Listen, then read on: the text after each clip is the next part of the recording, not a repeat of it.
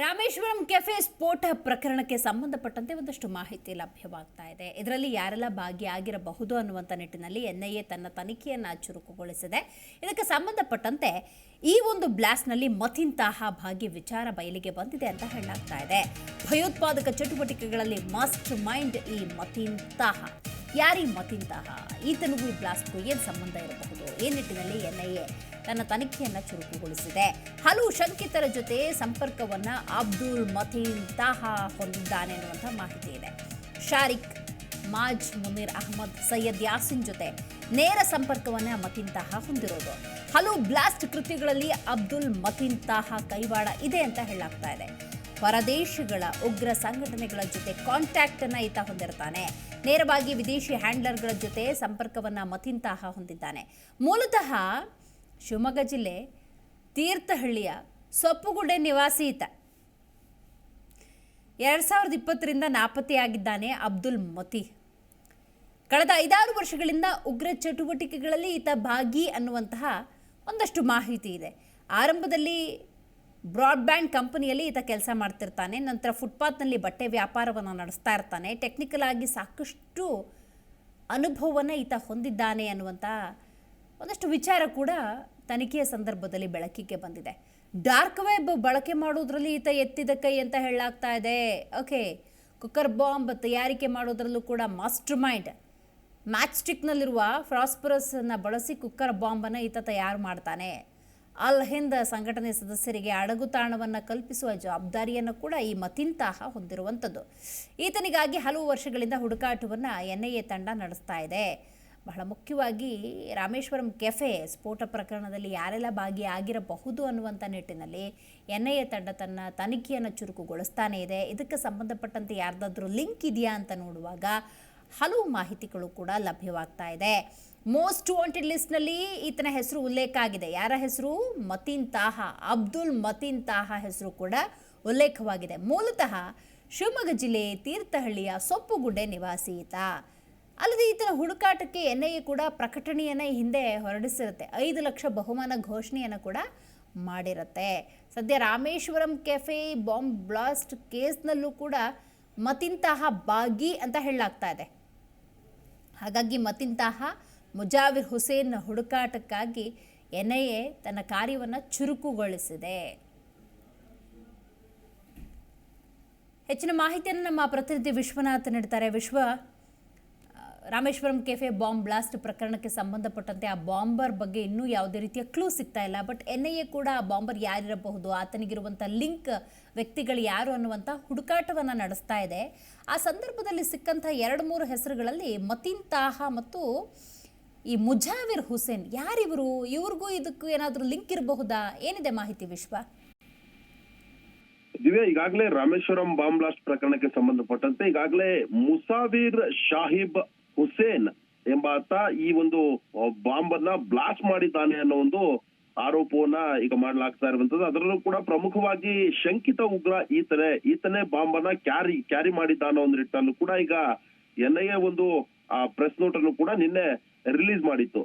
ಈತನಿಗೆ ಸಪೋರ್ಟ್ ಮಾಡ್ತಾ ಇದ್ದಂತಹ ಆರೋಪದ ಮೇರೆಗೆ ನಿನ್ನೆ ಶರೀಫ್ ಎಂಬಾತನನ್ನು ಕೂಡ ಬಂಧನ ಮಾಡಲಾಗಿರುವಂತದ್ದು. ಪ್ರಮುಖವಾಗಿ ಈ ಪ್ರಕರಣದಲ್ಲಿ ಅಂತಂದ್ರೆ ಈಗ ಈ ಪ್ರಕರಣ ಬೆಳಕಿಗೆ ಬಂದಿರುವಂತದ್ದು, ಈಗಾಗಲೇ ಎನ್ಐಎ ಅಧಿಕಾರಿಗಳು ಕೂಡ ತೀವ್ರತರನಾಗಿ ಶೋಧ ಕಾರ್ಯವನ್ನು ಕೂಡ ನಡೆಸ್ತಾ ಇರುವಂತದ್ದು. ಮುಜಾಮಿಲ್ ಶರೀಫ್ ಬಂಧನ ಆಗಿದೆ. ಈ ಮುಜಾಮಿಲ್ ಶರೀಫ್ಗೆ ಬ್ರೈನ್ ವಾಶ್ ಮಾಡಿ ಮುಂದಿನ ದಿನಮಾನಗಳಲ್ಲಿ ಉಗ್ರ ಚಟುವಟಿಕೆಗಳಲ್ಲಿ ತೊಡಗಿಕೊಳ್ಳುವಂತೆ ಕೆಲವೊಂದು ಕುಕೃತ್ಯವನ್ನು ಮಾಡೋದಕ್ಕೆ ಈ ತಾಹಾ ಏನಿದ್ದಾನೆ ಅಂತಂದ್ರೆ ಮತೀನ್ ತಾಹಾ ಏನಿದ್ದಾನೆ, ಈತ ಪ್ರಮುಖವಾದ ರೂವಾರಿ ಈ ಒಂದು ಪ್ರಕರಣಕ್ಕೆ ಅನ್ನೋ ಒಂದು ನಿಟ್ಟಲ್ಲಿ. ಯಾಕಂತಂದ್ರೆ ಈ ಶರೀಫ್ ಇಬ್ಬರಿಗೂ ಕೂಡ ಸಹಾಯ ಮಾಡಿದ್ದ ಅನ್ನೋದು ಇಲ್ಲಿ ಕನ್ಫರ್ಮ್ ಆಗ್ತಾ ಇರುವಂತದ್ದು. ಮತೀನ್ ತಾಹಾ ಮತ್ತು ಮುಜಾವಿರ್ ಹುಸೇನ್ಗಾಗಿ ಈಗ ಮುಂದೆ ಹುಡುಕಾಟ ಕೂಡ ನಡೆಸಲಾಗ್ತಾ ಇರುವಂತದ್ದು. ಈ ಇಬ್ಬರಿಗೂ ಕೂಡ ಶರೀಫ್ ಸಹಾಯ ಮಾಡಿದ ಅನ್ನೋ ಒಂದು ಮಾಹಿತಿಯ ಮೇರೆಗೆ ಪೊಲೀಸ್ ಅಧಿಕಾರಿಗಳು ತನಿಖೆಯನ್ನು ನಡೆಸ್ತಾ ಇರುವಂತದ್ದು. ಇನ್ನು ಈ ತಾಹಾ ಏನಿದ್ದಾನೆ, ಮತೀನ್ ತಾಹಾ ಭಯೋತ್ಪಾದಕ ಚಟುವಟಿಕೆಗಳಲ್ಲಿ ಮಾಸ್ಟರ್ ಮೈಂಡ್ ಆಗಿ ಕೆಲಸ ಮಾಡ್ತಾ ಇದ್ದ ಅನ್ನೋದು ಎಲ್ಲರಿಗೂ ಕೂಡ ಗೊತ್ತಿರುವಂತಹ ವಿಷಯ. 2020ರಿಂದಲೂ ಕೂಡ ಈತ ನಾಪತ್ತೆ ಆಗಿರುವಂತದ್ದು. ಇನ್ನು ಹಲವಾರು ಶಂಕಿತರ ಜೊತೆ ನಿರಂತರವಾದ ಸಂಪರ್ಕವನ್ನು ಕೂಡ ಈ ಅಬ್ದುಲ್ ಮತೀನ್ ತಾಹಾ ಹೊಂದಿದ್ದ ಅನ್ನೋದು ಕೂಡ ಗೊತ್ತಿರುವಂತಹ ವಿಷಯ. ಈ ಶಾರಿಕ್ ಕುಕ್ಕರ್ ಬಾಂಬ್ ಬ್ಲಾಸ್ಟ್ ಆರೋಪಿ ಏನಿದ್ದಾನೆ, ಈತನ ಈ ಒಂದು ಪ್ರಕರಣದಲ್ಲೂ ಕೂಡ ಪ್ರಮುಖವಾಗಿ ಈತ ಶಾರಿಗೂ ಕೂಡ ಸಹಾಯ ಮಾಡಿದ ಅನ್ನೋ ಒಂದು ಮಾಹಿತಿ ಕೂಡ ಇರುವಂತದ್ದು. ಇನ್ನು ಮಾಜ್ ಮುನೀರ್ ಅಹಮದ್ ಮತ್ತು ಸೈಯದ್ ಯಾಸಿನ್ ಜೊತೆ ನೇರ ಸಂಪರ್ಕ ಹೊಂದಿದ್ದು ಕೂಡ ಗೊತ್ತಾಗಿರುವಂತದ್ದು. ಇನ್ನು ಹಲವು ಬ್ಲಾಸ್ಟ್ ಕೃತ್ಯಗಳಲ್ಲೂ ಕೂಡ ಈತನ ಕೈವಾಡ ಇದೆ ಅನ್ನೋದು ಕೂಡ ಗೊತ್ತಾಗಿರುವಂತದ್ದು. ಇನ್ನು ಹೊರ ದೇಶಗಳ ಉಗ್ರ ಸಂಘಟನೆಗಳ ಜೊತೆ ಈತ ಕಾಂಟ್ಯಾಕ್ಟ್ ಕೂಡ ಹೊಂದಿದ್ದ, ಇನ್ನು ಐಸಿಸ್ ಜೊತೆ ನಿರಂತರ ಸಂಪರ್ಕ ಹೊಂದಿದ್ದ ಅನ್ನೋದು ಕೂಡ ಗೊತ್ತಾಗಿರುವಂತದ್ದು. ನೇರವಾಗಿ ವಿದೇಶಿ ಹ್ಯಾಂಡ್ಲರ್ ಗಳ ಜೊತೆ ಸೇರ್ಕೊಂಡು ಸಂಪರ್ಕ ಹೊಂದಿದ್ದ ಅನ್ನೋದು ಕೂಡ ಗೊತ್ತಿರುವಂತಹ ವಿಷಯ. ಹೀಗಾಗಿ ಈತ ಮೂಲತಃ ಶಿವಮೊಗ್ಗ ಜಿಲ್ಲೆ ತೀರ್ಥಹಳ್ಳಿ ತಾಲೂಕಿನ ಸೊಪ್ಪುಗುಡೆ ನಿವಾಸಿಯಾಗಿರ್ತಾನೆ. ಶಿವಮೊಗ್ಗದಲ್ಲೂ ಕೂಡ ಎನ್ಐಎ ಅಧಿಕಾರಿಗಳು ದಾಳಿಯನ್ನು ನಡೆಸಿ ಪರಿಶೀಲನೆಯನ್ನು ಕೂಡ ನಡೆಸಿರುವಂತದ್ದು. ಹೀಗಾಗಿ ಈತ ಎಲ್ಲಿ ನಾಪತ್ತೆಯಾಗಿದ್ದಾನೆ ಅನ್ನೋ ಒಂದು ನಿಟ್ಟಲ್ಲೂ ಅಧಿಕಾರಿಗಳು ತನಿಖೆಯನ್ನು ನಡೆಸ್ತಾ ಇರುವಂತದ್ದು. 2020ರಿಂದ ಈ ಅಬ್ದುಲ್ ಮತೀದ್ ತಹ ನಾಪತ್ತೆ ಆಗಿರೋದು ಇಲ್ಲಿ ಗೊತ್ತಿರುವಂತಹ ವಿಷಯ. ಸದ್ಯಕ್ಕೆ ಕಳೆದ 5-6 ವರ್ಷಗಳಿಂದಲೂ ಕೂಡ ಉಗ್ರ ಚಟುವಟಿಕೆಗಳಲ್ಲಿ ಭಾಗಿಯಾಗಿದ್ದಾರೆ. ಇಲ್ಲಿ ಹಲವರನ್ನ ಉಗ್ರ ಸಂಘಟನೆಗಳಿಗೆ ಸೇರ್ಬೇಕು, ಧರ್ಮವನ್ನ ಪ್ರಚಾರ ಮಾಡಬೇಕು ಅನ್ನೋ ಒಂದು ನಿಟ್ಟಿನಲ್ಲೂ ಕೂಡ ಈತ ಅನೇಕರ ಬ್ರೈನ್ ವಾಶ್ ಮಾಡಿದ್ದಾನೆ ಅನ್ನೋದು ಕೂಡ ಕನ್ಫರ್ಮ್ ಆಗಿದೆ. ಇನ್ನು ಈತ ಈ ಒಂದು ಕೆಲಸವನ್ನ ಅಂತಂದ್ರೆ ಆರಂಭದಲ್ಲಿ ಬ್ರಾಡ್ ಬ್ಯಾಂಡ್ ಕಂಪನಿಯಲ್ಲಿ ಈತ ಕೆಲಸ ಮಾಡ್ಕೊಳ್ತಾ ಇದ್ದ. ಇನ್ನು ಟೆಕ್ನಿಕಲ್ ಆಗಿ ಸಾಕಷ್ಟು ಕೂಡ ತಿಳ್ಕೊಳ್ತಾ ಇದ್ದ. ಇನ್ನು ಯಾವುದೇ ಒಂದು ವಸ್ತುವನ್ನ ಡಾರ್ಕ್ ವೆಬ್ ಬಳಕೆ ಮಾಡೋದ್ರಲ್ಲಿ ಈತ ಎತ್ತಿದ ಕೈ. ಅದರಲ್ಲೂ ಕೂಡ ಡಾರ್ಕ್ ವೆಬ್ ಮುಖಾಂತರವಾಗಿ ಸಿಗುವಂತಹ ಕೆಲವೊಂದು ವಸ್ತುಗಳೇನಿದೆ ಅಂದ್ರೆ ಆ ಸ್ಫೋಟಕ ವಸ್ತುಗಳನ್ನ ಈತ ತರಿಸ್ಕೊಳ್ತಾ ಇದ್ದ. ಇನ್ನು ಕುಕ್ಕರ್ ಬಾಂಬ್ ತಯಾರಿಕೆ ಮಾಡೋದ್ರಲ್ಲೂ ಕೂಡ ಈತ ಮಾಸ್ಟರ್ ಮೈಂಡ್ ಆಗಿದ್ದ. ಆನಂತರ ಈತ ಬಟ್ಟೆ ವ್ಯಾಪಾರ ಅಂತಂದ್ರೆ ರಸ್ತೆ ಬದಿಯಲ್ಲಿ ಬಟ್ಟೆ ವ್ಯಾಪಾರ ಮಾಡ್ಕೊಂಡು ಕೂಡ ಈತ ಜೀವನವನ್ನ ಮಾಡ್ತಾ ಇದ್ದ. ಅಲ್ಲಿ ಇದ್ದ ಸಂಘಟನೆಯ ಸದಸ್ಯರಿಗೆ ಈತ ಭಾರತದಲ್ಲಿ ಅದರಲ್ಲೂ ಕೂಡ ಕರ್ನಾಟಕದ ಕರಾವಳಿ ಭಾಗದಲ್ಲಿ ಆಗಿರಬಹುದು ಮತ್ತು ಮಲೆನಾಡು ಭಾಗದಲ್ಲಿ ಕೆಲವೊಬ್ಬರ ಉಳಿದುಕೊಳ್ಳೋದಕ್ಕೂ ಕೂಡ ಈತ ಸಹಾಯ ಮಾಡ್ತಾ ಇದ್ದ ಅನ್ನೋ ಒಂದು ಮಾಹಿತಿ ಕೂಡ ಎನ್ಐಎ ಅಧಿಕಾರಿಗಳಿಂದ ಸಿಕ್ಕಿರುವಂತದ್ದು. ಇನ್ನು ಈ ಮೋಸ್ಟ್ ವಾಂಟೆಡ್ ಲಿಸ್ಟ್ ನಲ್ಲಿ ಇರುವಂತಹ ಈತನ ಹೆಸರು ಕೂಡ ಈ ಒಂದು ರಾಮೇಶ್ವರಂ ಬಾಂಬ್ ಬ್ಲಾಸ್ಟ್ ಏನ್ ಪ್ರಕರಣ ಏನಿದೆ ಇದರೊಂದಿಗೆ ತಲುಪು ಹಾಕೊಂಡಿರುವಂತದ್ದು. ಇನ್ನು ಮತೀನ್ ತಹ ಒಂದು ಏನು ಈತ ನಾಪತ್ತೆ ಆಗಿದ್ದಾನೆ. ಈತನ ಸುಳಿವು ಕೊಟ್ಟಂತಹ ಸಂದರ್ಭದಲ್ಲಿ 5 ಲಕ್ಷ ರೂಪಾಯಿ ಬಹುಮಾನವನ್ನ ಕೊಡ್ತೇವೆ ಅನ್ನೋ ಒಂದು ನಿಟ್ಟಿನಲ್ಲೂ ಕೂಡ ಎನ್ಐಎ ಘೋಷಣೆಯನ್ನ ಮಾಡಿತ್ತು. ಈ ರಾಮೇಶ್ವರಂ ಬಾಂಬ್ ಬ್ಲಾಸ್ಟ್ ಪ್ರಕರಣಕ್ಕೆ ಸಂಬಂಧಪಟ್ಟಂತೆ ಕೂಡ ಈಗ ಶಂಕಿತನ ಒಂದು ಸುಳಿವನ್ನ ಕೊಟ್ರೆ 10 ಲಕ್ಷ ಹೇಗೆ ಬಹುಮಾನವನ್ನ ಕೊಡ್ತೇವೆ ಅನ್ನೋ ಒಂದು ನಿಟ್ಟಿನಲ್ಲಿ ಘೋಷಣೆ ಮಾಡಿತ್ತು. ಅದೇ ರೀತಿಯಾಗಿ ಮತ್ತಿಂತಹ ಹುಡುಕಾಟದಲ್ಲೂ ಕೂಡ ಸಹಾಯ ಮಾಡುವಂತೆ 5 ಲಕ್ಷ ರೂಪಾಯಿ ಬಹುಮಾನವನ್ನು ಕೂಡ ಘೋಷಣೆ ಮಾಡಿತ್ತು. ಹೀಗಾಗಿ ಈ ಮತ್ತಿಂತಹ ಸಂಪರ್ಕದಲ್ಲಿದ್ದಂತಹ ಇನ್ನೂ ಹಲವರಿಗಾಗಿ ಹುಡುಕಾಟವನ್ನು ಕೂಡ ಈಗ ಅಧಿಕಾರಿಗಳು ನಡೆಸ್ತಾ ಇರುವಂತದ್ದು. ಪ್ರಮುಖವಾಗಿ ಈಗ ಏನು ಬಂಧನವಾಗಿದ್ದಾನಲ್ಲ ಈ ಮುಜಮಿಲ್ ಶರೀಫ್ ಏನಿದ್ದಾರೆ ಈತನಿಂದ ಕೆಲವೊಂದು ಮಾಹಿತಿಗಳನ್ನು ಪಡೆದುಕೊಳ್ಳುವಂತಹ ಕೆಲಸವನ್ನ ಅಧಿಕಾರಿಗಳು ಮಾಡ್ತಾ ಇರುವಂತದ್ದು. ಇನ್ನು ತಮಿಳುನಾಡು ಹಾಗೂ ಉತ್ತರ ಪ್ರದೇಶದ 18 ಕಡೆಗಳಲ್ಲಿ ದಾಳಿ ನಡೆಸಿ ಎನ್ಐಎ ಅಧಿಕಾರಿಗಳು ಶೋಧವನ್ನ ಮಾಡಿದ್ರು.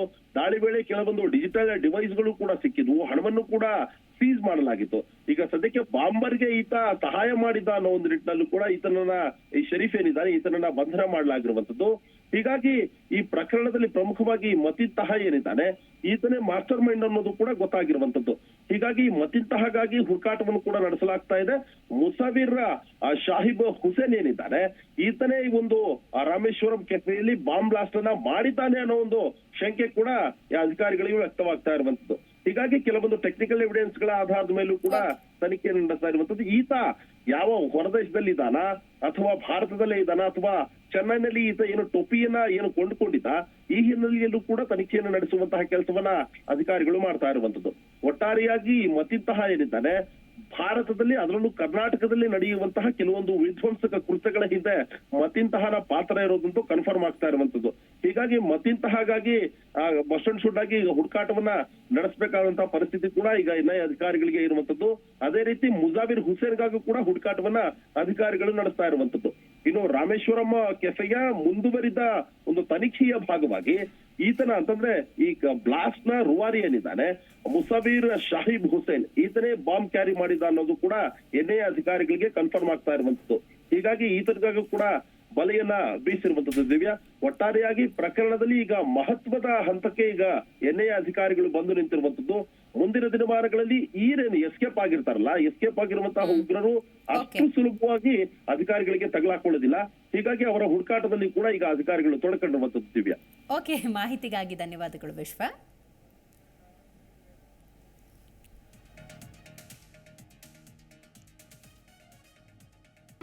ಜಿ ಕನ್ನಡ ನ್ಯೂಸ್ ಈಗ ನಿಮ್ಮ ಮನೆಯಲ್ಲೇ ನೋಡಿ. ಎಲ್ಲ ಕೇಬಲ್ಗಳಲ್ಲಿ ಈಗ ಲಭ್ಯ. Sun Direct 292, Jio TV 1334, U digital 162, city cable 51, GTPL 17, Abhishek cables 821, Rockline telecommunication 51, Shri Basaveshwara number 60, Vinayaka digital number 53, in digital number 896ರಲ್ಲಿ. ನಿಮ್ಮಿಷ್ಟದ ಜಿ ಕನ್ನಡ ನ್ಯೂಸ್ ನೋಡಿ ಆನಂದಿಸಿ.